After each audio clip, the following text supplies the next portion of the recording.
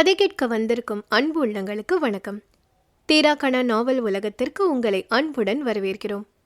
இன்று நாம் கேட்கவிருக்கும் ஒலி புத்தகம் எழுத்தாளர் இந்துஷாம் மற்றும் ஆர்த்தி கோபியின் மம ஜீவன ஹேத்துனா. கதையை கேட்டுவிட்டு உங்களின் பொன்னான கருத்துக்களை எங்களோடு பகிர்ந்து கொள்ளுங்கள் நட்புகளே. தொடர்ந்து எங்களது சேனலை சப்ஸ்கிரைப் செய்து உங்கள் உறவினர் மற்றும் நண்பர்களுடன் பகிர்ந்து கொள்ளுங்கள். இந்து ஆர்த்தியின் மம ஜீவன ஹேத்துனா. கதையின் குரலாக நான் ஆர்ஜே கிருத்திகராஜ். அத்தியாயம் 21. கண்கள் இமைக்கும் நேரத்தில் நாட்கள் சரசரவென ஓட ஜானகியின் உடல் இப்போது நன்கு தேறியிருந்தது. வீட்டில் அனைவரும் ஜானகியின் நலன் கருதி அவரது திருமணத்தை எடுத்து சொல்லிய போதும் அவரது மனம் நெருடலாகவே இருந்தது. அன்று பூமா ஜானகியை சந்திக்க வந்திருந்தார். வா பூமா, மாப்பிள்ளை வரலையா, தனியாவா வந்தீங்க என்று சுஜாதாவின் நலம் விசாரிப்பு ஜானகியின் செவிகளில் விழ உடனடியாக தனது அறையிலிருந்து வெளியே வந்து பூமாவை வரவேற்றார். ஆமாம் அண்ணி, அவருக்கு ஏதோ வேலை இருக்கான், அதான் என்னை வாசலையே விட்டுட்டு கிளம்பிட்டாரு. அடுத்த தடவை வரேன்னு சொன்னாரு. எப்படியும் ஸ்ரீதர் அண்ணாவும் அவருக்கு கம்பெனி இல்லையோன்னோ, அதனால தான் உடனே கிளம்பிட்டாரு என்று பூமா சுஜாதாவுக்கு பதில் சொல்லி கொண்டிருக்க ஜானகி ஒருவித மௌனத்தில் நின்று இருந்தார். ஜானகியின் தயக்கத்தை உணர்ந்தவர் அவரை சகஜமாக்கும் பொருட்டு, ஹாய் மண்ணி, இப்போ உங்கள் ஹெல்த் எல்லாம் தேவலாமா? சாரி மண்ணி, உங்களை வந்து பார்க்கணுன்னு தினம் நினச்சிப்பேன். ஆனால் ஆற்றுல ஒன்று மாற்றி ஒன்று வேலை இருந்துட்டே இருந்தது. வாங்கோ, இப்படி உட்காருங்க, உங்ககிட்ட பேசி ரொம்ப நாளாகிறது என்று படபடக்கும் பட்டாசாக பூமா பேச ஜானகியின் இதழில் புன்னகை மலர்ந்தது. நான் நன்னா இருக்கேன் பூமா, நீங்கள்லாம் இருக்கிறச்சே எனக்கு என்ன, அதுலேயும் எங்கள் மண்ணி என்ன அவா குழந்தையாட்டமே கவனிச்சுக்கிறா என்ற அருகில் நின்ற சுஜாதாவை பார்த்து கொண்டே பூரித்தபடி பதிலளித்தார் ஜானகி. நாத்தனாரின் புகழில் புன்னகைத்த சுஜாதா அவர்களுக்கு காஃபியை போட்டு எடுத்து வர உள்ளே சென்றார். பூமாவும் ஜானகியும் பொதுவான விஷயங்களை பேச அவர்களோடு சுஜாதாவும் காஃபியுடன் வந்து சேர்ந்து கொண்டார். சிறிது நேரம் செல்ல சுஜாதா பூமாவிற்கு ஏதோ கஞ்சாடை காட்ட பூமாவும் அதை புரிந்து கொண்டு இப்போதுதான் பேசுவதற்கு தக்க சமயம் என்றெண்ணி, சுஜாதா மணி, நீங்க எப்போ கீர்த்தனாவை பார்க்க பிளான் வச்சிருக்கீங்க என்று கேட்க, அது என் பெரிய பொண்ணு, அவ கல்யாணத்துக்கு சம்மதம் சொன்னதோ என்றார் உடனடியாக.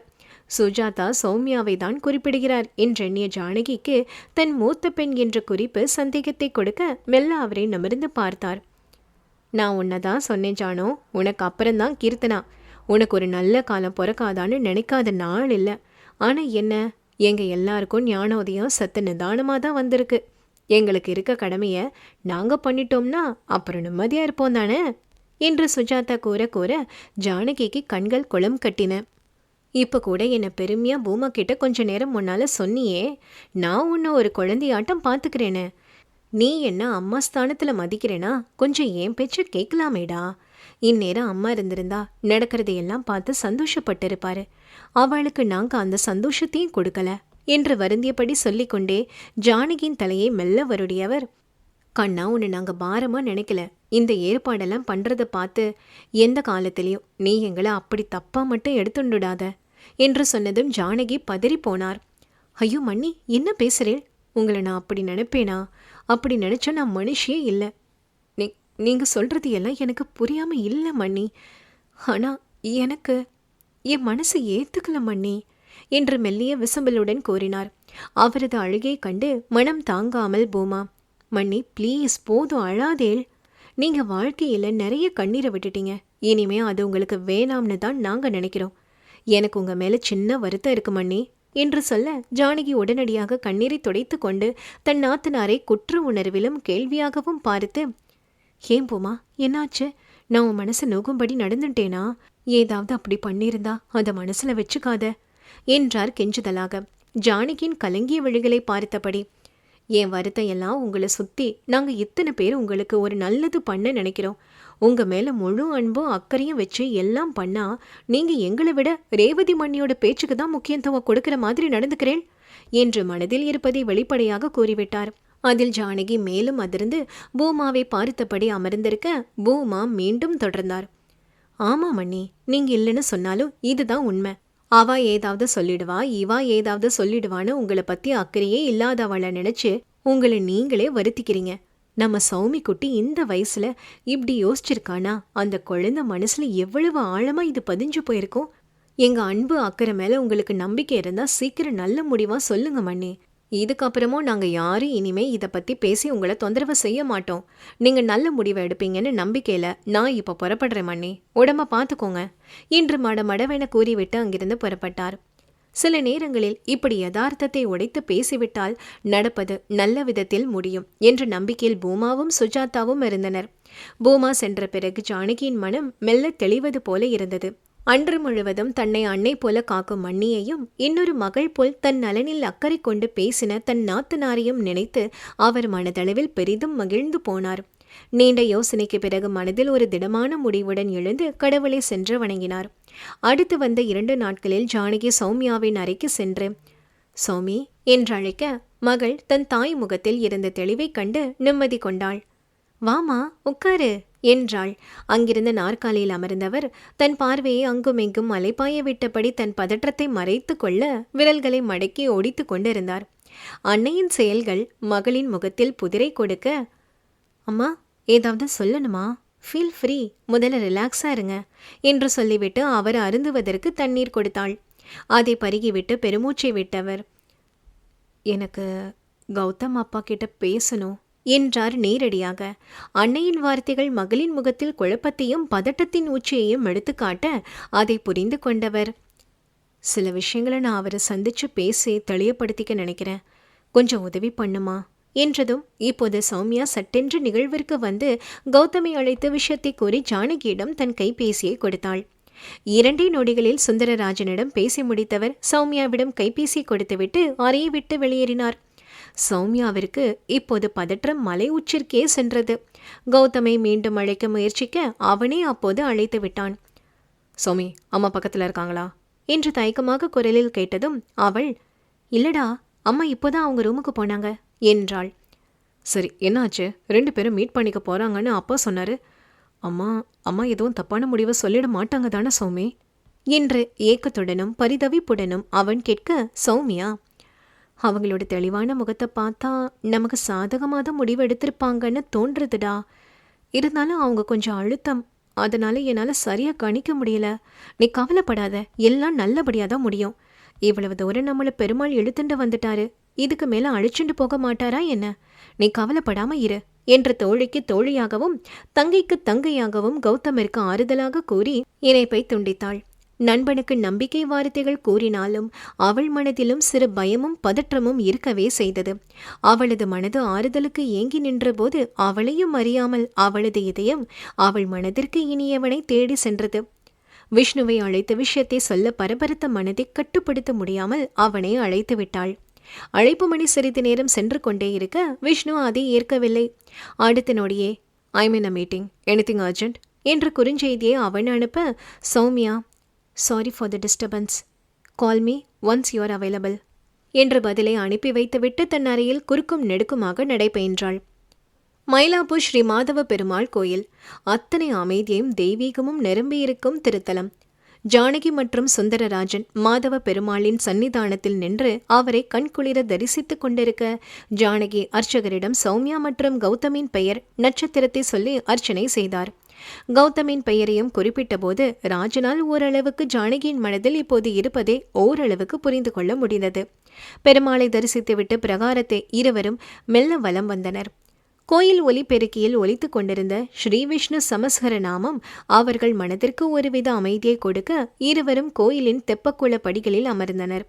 சில நொடிகள் இருவருக்கும் மௌனமாக கரைய அதை கலைக்கும் விதத்தில் சுந்தரராஜன், எதுவா இருந்தாலும் மனசை விட்டு கேளுங்க, உங்களுக்கு இப்போ என்கிட்ட கேட்க வேண்டிய கேள்வி சிலது இருக்கும், தயக்கப்படாதீங்க என்றார். பேசிவிட வேண்டும் என்ற தீர்மானத்துடன் வந்தபோதும் ஜானகி ராஜனின் வார்த்தையில் சற்று திடம் கொண்டவர், நான் நேரடியாக விஷயத்துக்கு வரேன். இப்போ நம்மளை சுற்றி நடக்கிறதை எல்லாம் எனக்கு ஏற்றுக்க மனசு வரல. அதே சமயம் எங்கள் ஆற்றுல எல்லாரும் என் மேலே காட்டுற அக்கறையும் அன்பையும் என்னால் உதாசீனப்படுத்தவும் முடியாமல் அவஸ்தைப்படுறேன். வருஷங்கள் கடந்து வந்தாலும் எனக்கு இன்னும் அவர் நினப்பு தான் மனசில் இருக்கு. இந்த வயசில் இதெல்லாம் தேவையான தோன்றது. கல்யாண வயசில் பொண்ணு இருக்கிறப்போ இதெல்லாம் எதுக்கு? இந்த கல்யாணத்தால் நாம் என்ன சாதிக்க போகிறோம் என்று ஒரு வழியாக தன் மனதில் அரித்து கொண்டிருக்கும் கேள்விகளை நேரடியாக கேட்டு முடித்தார். ஜானகியின் கேள்விகளில் நிதர்சனமும் உண்மையும் இருப்பது ராஜனும் அறிந்ததுதான். இதே கேள்விகள் அவர் மனதிலும் எழாமல் இல்லை. ஆனால் அவையெல்லாம் அன்று விஷ்ணுவும் சௌமியாவும் ராஜனை நேரில் சந்தித்து பேசி அவர் மனதை கரைத்து இந்த திருமணத்தின் அவசியத்தை உணர்த்தும் வரைதான் இருந்தது. இப்போது ஜானகிக்கு பதில் சொல்ல வேண்டிய கட்டாயத்திலும் பொறுப்பிலும் தன் மனதில் இருப்பதை தெளிவாக சொல்லிவிட நினைத்து குளத்தின் நீரில் தன் பார்வையை ஆழ பதிய வைத்து பேசத் தொடங்கினார். நீங்க கேட்குற கேள்வி எல்லாமே 100க்கு 100 சரிதான். இதே தான் நானும் கௌதம் கிட்ட கேட்டேன். வயசுல சின்ன பசங்கன்னு நாம அவங்கள இன்னும் குழந்தையாவே பார்த்ததால அவங்களோட பக்குவம் நமக்கு புரியல. உங்க எல்லா கேள்விக்கும் என்கிட்ட ஒரே பதில் தான் இருக்கு. மிஸ்டர் ரகு போனப்போ உங்களுக்கு வயசு ஒன்றும் ரொம்ப பெரிய வயசு இல்லை. நீங்க தைரியமா வெளி உலகத்தை சந்திச்சிருக்கீங்க.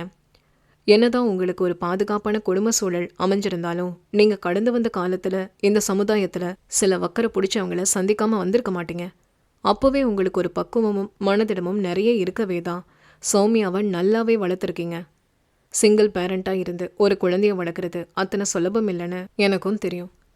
அந்த சமயத்தில் உங்களுக்கு ஒரு துணை தேவை இருந்திருக்காது. ஆனால் அதே நமக்கு ரிட்டையர் லைஃப் வரும்போது கண்டிப்பாக ஒரு துணை அவசியப்படுது. தேவைக்கும் அவசியத்துக்கும் இதுதான் வித்தியாசம். இப்போ நமக்கு அவசியம் ஒரு தோழமை.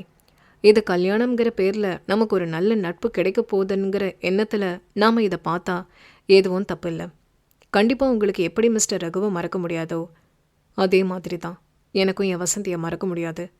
அவங்க இடத்த நம்மளால் பூர்த்தி செய்ய முடியாது. ஆனால் அவங்களோட முற்றுப்புள்ளியாக முடிஞ்சு போன நட்பை நாம் ஒருத்தருக்கொருத்தர் நல்ல தோழமையோடு இருந்து அந்த நட்பை தொடர்புள்ளியாக மாற்றலாம். வயசான காலத்தில் அம்மா அப்பாவை தனிமையில் ரிட்டையர்மெண்ட் ஹோமில் விட்டுட்டு போகிற சில சுயநல பசங்க இருக்க இந்த காலத்தில் நம்ம பசங்க நம்மளோட நல்லதுக்காக ஒரு துணை அவசியம்னு நினச்சி ஆசைப்பட்ட விஷயம் எனக்கு நியாயமாக பட்டது. உங்களுக்கும் இதே எண்ணம் இருந்தால் நாம் அடுத்த கட்டத்துக்கு நம்ம நட்பை கொண்டு போகலாம். யோசிச்சு சொல்லுங்க என்று தன் நீண்ட விளக்கமும் நியாயங்களும் தெளிவான பதிலும் கொடுக்க ஜானகி அசைவற்று மௌனமாக இருந்தார். வீட்டில் உள்ளவர்கள் அனைவரும் என்னதான் எடுத்து கூறினாலும் சம்பந்தப்பட்ட இருவரும் இப்போது மனதில் இருப்பதை பகிர்ந்து கொள்ளவே ஜானகிக்கு அழுகை முட்டிக்கொண்டுதான் வந்தது. இத்தனை தெளிவு தனக்கு ஏன் இல்லாமல் போனது? அதனால்தான் தன் மகளை தானே பலமுறை காயப்படுத்தி விட்டோம் என்று வருந்தினார். சுந்தரராஜனின் நட்பு என்ற சொல் அந்த உறவுக்கு பெயர் கொடுக்க அது ஜானகியின் ஆழ்மனம் வரை சென்று சமணமிட்டு அமர்ந்தது. சுந்தரராஜன் பேசி முடித்தும் அமைதி காத்தவரை இப்போது அவர் நிமிர்ந்து பார்க்க ஜானகியின் மனம் படும் அவஸ்தை அவர் முகத்தில் எடுத்து காட்டியது. ஜானகி ஒருவித குற்ற உணர்வில் தவிக்கிறார் என்பதை புரிந்து கொண்டவர், உங்களுக்கு ஒரு குழப்பமும் வேணாம். சௌமியா மட்டும் இல்லை, இது எல்லாத்துக்கும் விஷ்ணுவும் ஒரு வகையில் காரணம். அவர் அன்னைக்கு சௌமியாவை எங்கள் வீட்டுக்கு கூட்டிட்டு வந்து இப்போ நான் உங்களுக்கு சொன்ன மாதிரி எனக்கு சொல்லி புரிய வச்சு என் பொண்ணு முகத்தை பார்த்தாலே நான் கண்டிப்பாக சம்மதிச்சிடுவேன்னு அவர் என்னை பற்றி சரியாக புரிஞ்சு வச்சிருந்தாரு என்று பேச்சின் சுவாரஸ்யத்தில் சௌமியாவை தன் மகள் என்று அவர் குறிப்பிட்டதும் ஜானகிக்கு ஒருவித சிலிர்ப்பு வந்து சென்றது. இனியும் தாமதிக்காமல் தன்னுடைய சம்மதத்தை வீட்டில் சொல்லி சௌமியா கௌதமின் ஆசையை நிறைவேற்ற எண்ணினார். இது என்ன, இந்த வயசுல எனக்கு தேவையான இருந்த மன உளைச்சலுக்கு நீங்க நட்புன்னு அழகா சொல்லி அதை புனிதமாக்கிட்டேள். எனக்கு மனசுல சில நெருடல்கள் இருந்தாலும் இப்போ சத்து தேவலாம் போல இருக்கு. நீங்க சொல்றது வாஸ்தவந்தான். நான் இன்னும் அவளை குழந்தைகளா பார்க்கவே தான் அவ பக்கம் இருக்கும் அக்கறை புரியாம போச்சு. தேவைக்கும் அவசியத்துக்கும் ரொம்ப நன்னா விளக்கம் சொன்னேள். என்னை பத்தியே நான் தெரிஞ்சுட்டேனே தவிர பசங்களோட உண்மையான அக்கறையை புரிஞ்சுக்க தவறிட்டேன் என்று குற்ற உணர்வில் பதில் கூறினாலும் இனி இந்த திருமணத்திற்கு தனக்கு தடை சொல்ல காரணமில்லை என்பதையும் சொல்லாமல் சொல்லிவிட்டார். இருவரும் ஒரு புரிதலோடு பேசி முடித்த பிறகு ஜானகி வீட்டில் தன்னுடைய சம்மதத்தை சிறு சங்கடத்துடன் தெரிவித்தார். அதை கேட்ட நொடி முதல் சௌமியாவின் கால்கள் தரையில் படாமல் மிதக்க மகிழ்ச்சியின் உச்சியில் அவளுக்கு அழுகை வந்தது. தன் அன்னையை ஆறு தழுவி கொண்டாள். இங்கு சௌமியா சந்தோஷத்தில் மிதந்தாள் என்றால் அங்கு கௌதம் வானத்திற்கு பறந்து செல்லுவது போன்ற சந்தோஷத்தில் இருந்தான். இந்த நற்செய்தியை விஷ்ணுவிற்கு அழைத்து சொல்லலாம் என்று நினைத்த சௌமியா அப்போதுதான் இன்று முழுவதும் அவன் அலுவலக வேலையில் மூழ்கியிருப்பதை உணர்ந்தாள். மாலை கௌதம் சௌமியாவை அழைத்து தங்கள் பெற்றோர் திருமணத்திற்கு சம்மதம் தெரிவித்ததை கொண்டாட வெளியே சென்று உண்ண அழைத்தான். சௌமியாவிற்கும் கொள்ளை சந்தோஷம் என்ற போதும் இந்நேரம் விஷ்ணுவிடம் இதை பற்றி தெரியப்படுத்தாமல் தாங்கள் இருவர் மட்டும் எப்படி கொண்டாடுவது என்ற தடுமாற்றம் இருந்தது. இவை அனைத்திலும் பெரும் பங்கு விஷ்ணுவிற்கு இருக்கு என்று அவள் மனம் எடுத்துரைக்க கௌதமிடம் கூறி விஷ்ணுவையும் அழைக்க அவள் நினைத்தாலும் ஏனோ அவளால் கௌதமிடம் வெளிப்படையாக கூற முடியாமல் வாய்வரை வந்த வார்த்தைகளை முழுங்கிக் கொண்டாள். பின்ன சாதாரண விஷயத்தையா நாம சாதிச்சிருக்கோம். இவங்களை சம்மதிக்க வைக்க என்னென்ன கஷ்டம். அப்பா என்று அவள் மலைத்து பேசினாலும் அடுத்த நொடியே, அப்புறம் நாம 2 பேர் மட்டுமா சாப்பிட போறோம் என்று கௌதமிடம் சுற்றி வளைத்து வினவ, கௌதம், இல்லடி வைஷுவும் வரா, அவ இல்லாமலா என்று சொல்லிவிட்டு மேலும் சௌமியாவை பேச விடாமல் மடமடவென உணவகத்தின் பெயரையும் நேரத்தையும் கூறிவிட்டு இணைப்பை துண்டித்தான். ஒருபுறம் விஷ்ணுவை வேலை நேரத்தில் அழைத்து தொந்தரவு செய்ய மனமில்லை என்றாலும் மறுபுறம் அவன் இல்லாமல் இந்த கொண்டாட்டம் அர்த்தமற்றது என்று எண்ணினாள். ஜானகியிடம் விஷயத்தை கூறிவிட்டு உணவகத்திற்கு தயாராகி ஆட்டோவை பிடித்து செல்ல வழி எங்கும் அவள் மனம் ஒட்டாமல் இருந்தது. மீண்டும் விஷ்ணுவிற்கு குறுஞ்செய்தியை அவள் அனுப்ப அது அவன் எண்ணிற்கு சென்றடையாமல் இருக்கும் குறியை காட்டியது. சென்னை ராதாகிருஷ்ணா சாலையில் உள்ள அந்த அடுக்குமாடி நட்சத்திர உணவகத்தின் உள்ளே சௌமியா நுழைய அங்கு அவளுக்கு முன்பே கௌதமும் வைஷ்ணவியும் இவளுக்காக காத்திருக்க சௌமியா பூரித்த முகத்துடன் வைஷ்ணவியை கட்டி கொண்டாள். வாழ்த்துக்கள், 2 பேரும் ஃப்ரெண்ட்ஸ்லேருந்து பிரதர் அண்ட் சிஸ்டர்ஸா ஆக போறீங்க என்று வைஷ்ணவி வாழ்த்த சௌமியா புன்னகையுடன் அதை ஏற்றுக்கொண்டு, தேங்க்யூ வைஷு, அப்புறம் இனிமே நான் உனக்கு அஃபீஷியலாக நாத்தனாராக்கும், அதனால கொஞ்சம் பயம் இருக்கட்டும் மேடம் என்று அவர்கள் இருவரையும் பார்த்து கன்சுமிட்டி பதில் சொல்ல வைஷ்ணவியின் முகம் நொடியில் சிவந்தது.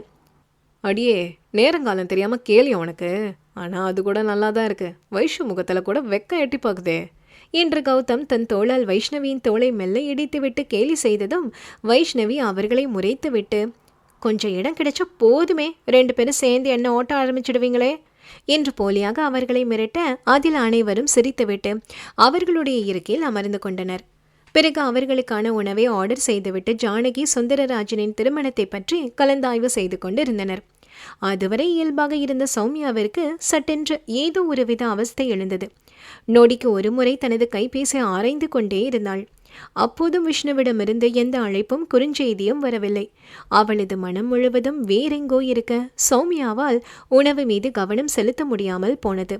தோழியின் உடல் மொழியை கவனித்தபடி சாப்பிட்டுக் கொண்டிருந்த கௌதமின் மனதில் சில எண்ணங்கள் உலவ அப்போது அவன் சட்டென்று, ஹாயாத்தா வாங்க என்று கூறியதும் அதில் திடுக்கிட்ட சௌமியா முதலில் கௌதமை பார்க்க, பிறகு தன் நண்பனின் பார்வை சென்ற இடத்தை பார்த்ததும் அவளது மனம் துள்ளாட்டம் போட்டது.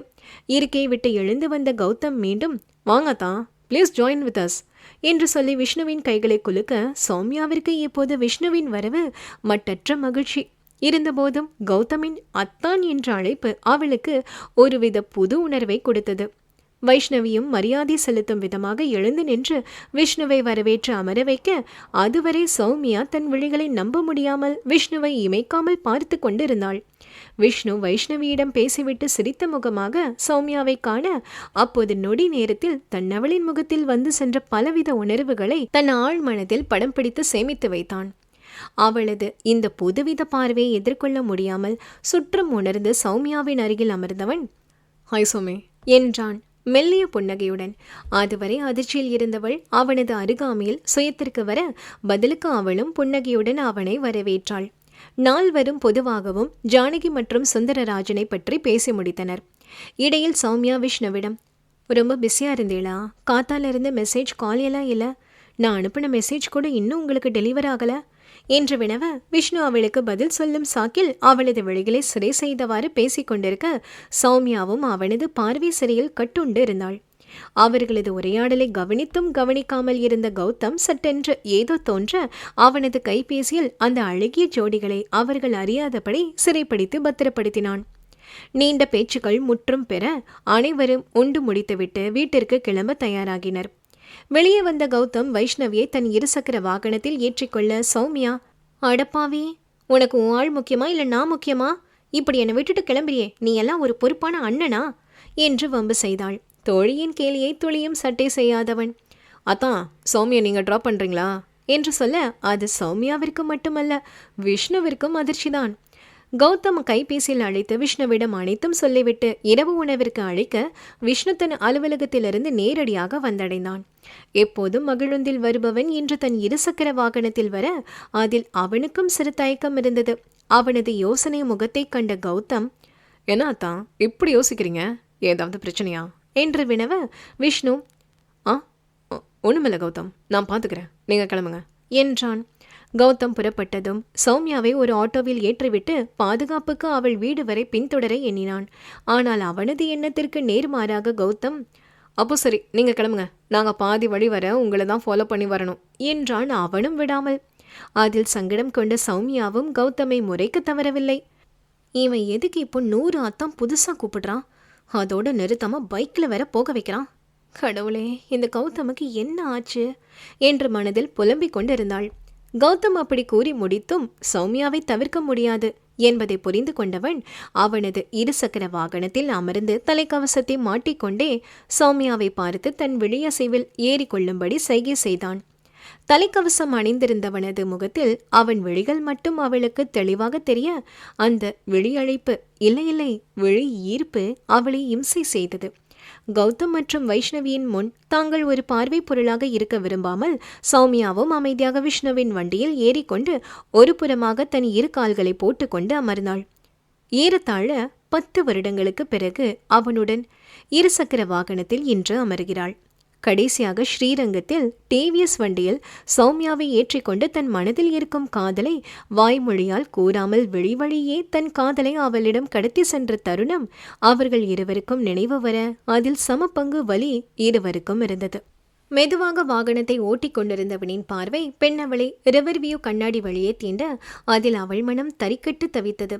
அதை மறைத்து கொள்ள தன்னவனது பரந்த முதுகியை நாடியவளின் நாசி இப்போது அவனது பிரத்யேக வாசத்திற்கு அடிமையாக தன் மனம் செல்லும் பாதையை நினைத்து அவள் அச்சம் கொண்டு முயன்று வரை அவனை தீண்டாமல் அமர்ந்து கொண்டாள். பிடிமானத்திற்கு வண்டியின் கம்பியை பிடித்து கொண்டாலும் வாகனத்தின் தடுப்பு கருவியின் பிரேக் உபயத்தில் அவ்வப்போது அவனை நெருங்கி அமர நேர்ந்தது. சிறிது நேரம் கழித்து கௌதம் தன் பாதையை திருப்பிக் கொண்டு செல்ல விஷ்ணு இப்போது தன் வண்டியை ஒரு ஓரமாக நிறுத்திவிட்டு முன்னே வைத்திருந்த தனது அலுவலக பையை முதுகில் மாட்டிக்கொண்டு சௌமியாவிற்கு ஏற்படும் சங்கடத்தை தவிர்த்தான். அவனது செய்கை புரிந்தாலும் அது ஏனோ அவளுக்கு வலித்தது. வீட்டை நெருங்குவதற்கு முன் வண்டி ஒரு சிக்னலில் நிற்க அப்போது அங்கு ஒரு பூக்கடை அவர்கள் கண்களில் தென்பட்டது. கன நேரத்தில் இருவரது பார்வை வண்டியின் கண்ணாடி வழியே சங்கமித்துக் கொள்ள அவர்களது நினைவு அன்று ஸ்ரீரங்கத்தில் முதலாக தன் மனதை வெளிப்படுத்தும் விதத்தில் அவளுக்கு மல்லிகை பூவை வாங்கி கொடுத்த நிகழ்வு நினைவில் வந்தது. பெண்ணவளின் கண்களில் கண்ணீர் கட்டுப்பாடோடு விழாமல் நிற்க காளையவனின் மனம் இன்றும் அதே காதலில் ததுமி நின்றது. மீண்டும் இப்போது அந்த மல்லிகை வாங்கி கொடுக்க பரபரத்த மனதை கட்டுக்குள் வைக்க அவன் மிகுந்த சிரமம் கொண்டான். கைப்பிடியில் வைத்திருந்த அவனது கைகள் மெல்ல தாளமிட்டு தன் மனம் படும் அவஸ்தையை அடக்க வைக்க அவன் முயன்ற போது இறுதியாக அவன் மனம் செல்லும் பேச்சை அவனிதயம் கேட்க முரண்டு பிடிக்க அது தரும் அவஸ்தை விஷ்ணுவின் முகத்தில் பிரதிபலித்தது.